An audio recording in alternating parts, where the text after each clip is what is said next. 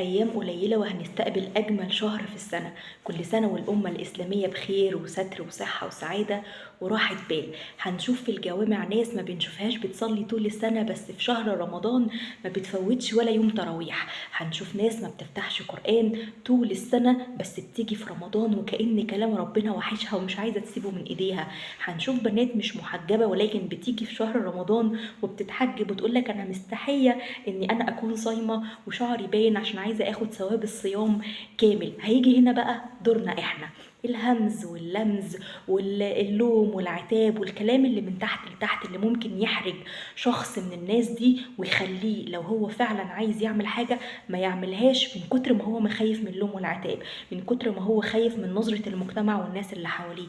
سيبه، دع الخلق للخالق. سيبه، هو طالما رايح يصلي في رمضان ويفتح قرآنه في رمضان يبقى هو فيه جواه حاجة حلوة ربنا سبحانه وتعالى مخلياه بيعظم الشهر اللي ربنا سبحانه وتعالى معظمه. مش جايز المرة اللي البنت هتتحجب فيها عشان عايزة تصوم في شهر رمضان وهي محجبة يجي عليها رمضان ما تبقاش عايزة تقلعه.